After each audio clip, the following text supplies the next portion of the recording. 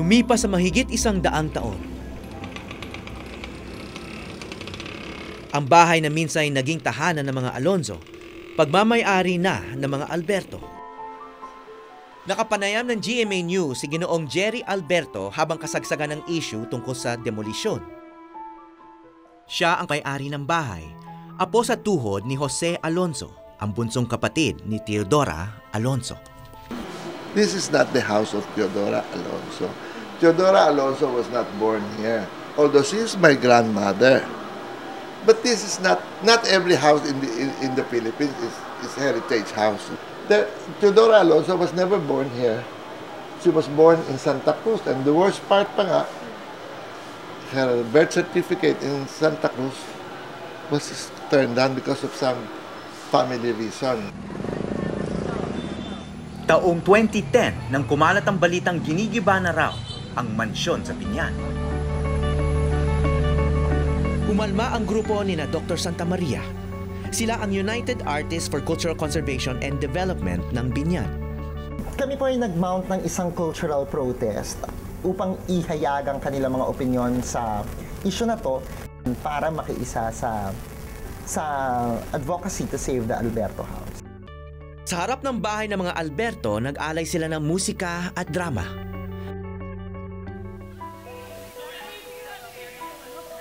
Mahigit 10 taon mula noong una naming ma-interview si BJ. Siya na ngayon ang head ng Biñan City Culture, History, Arts and Tourism Office. Sariwa pa sa isipan ni BJ ang labang sinimulan nila ni Doc Bimbo para maisalba ang mansyon. For one, ang efforts ni Doc Bimbo talaga nung simula. Kasi ang grupo namin, naging instrument siya to drumbeat yung advocacy. So for one, ang grupo namin ang nag-research, ang grupo namin ang nagmulat sa kamalayan ng bawat isang mga taga-Biñan kung ano ang kahalagahan nito. Ang grupo namin yung nakikipag-coordinate sa local government during that time to really save the house. Yakal normally, yakal. Para matigas. Bukod kina Doc Bimbo at BJ, malaking bagay ang ibinigay na suporta ng alkalde ng Biñan sa laban ng bahay Alberto. Nagpasa sila ng city ordinance na nagdedeklarang local heritage site ang Alberto Mansion. In-expropriate namin, we were issued writ of possession. Ngayon, kahit sino ka, taga-Biñan ka, or kahit hindi ka taga-Biñan, makakapasok ka sa Alberto Mansion. Na dati, ang mga peninsulares lamang ang pwedeng pumasok. Ngunit marami raw ang umalma noon sa proyekto. Sabi ng mga tao, hindi kailangan, sayang ang pera. Very few LGUs ang kaya or gustong mag-expropriate ng property. Unang-una, magbabawasan ka ng butante. And true enough, buntik na akong matalo nung second term ko. Every time na may kulang sa city, yan ang ituturo ng mga tao. Dapat yan. Hindi na dapat ginawa yan. Ngayon, nung nakita nila na complement ng buong plaza, ang identity ng Biñan ay na-establish lalo na pwede ka palang maging city na umuunlad without abandoning your heritage. Pwede pala. At kita niyo yung paligid ng plaza.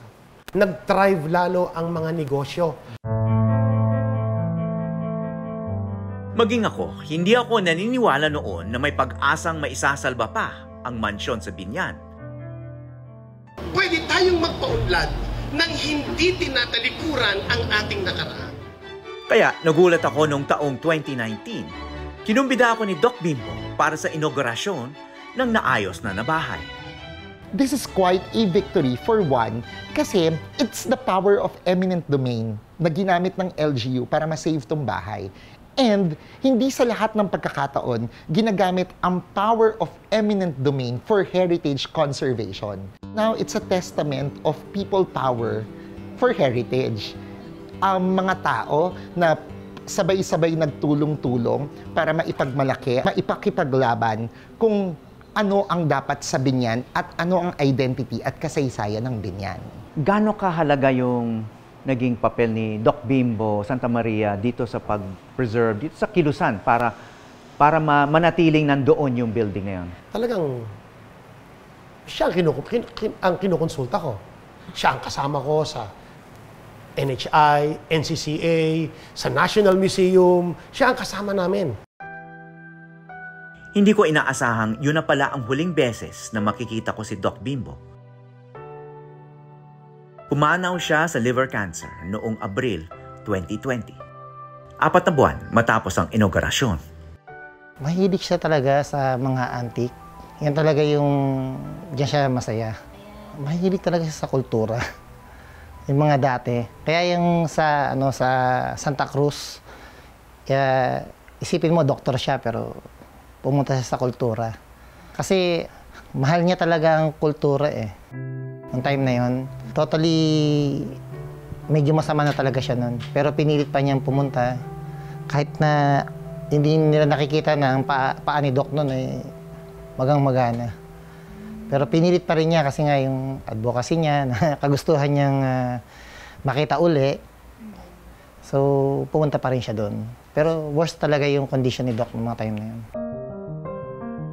Bagamat may writ of possession na ang binyan ng lupa ng bahay Alberto, malaking bahagi ng mansyon ay inilipat na pala.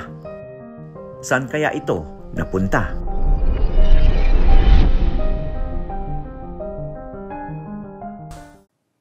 Maraming salamat sa pagtutok sa Eyewitness, mga kapuso. Ano masasabi niyo sa dokumentaryong ito? I-comment na yan at mag-subscribe sa GMA Public Affairs YouTube channel.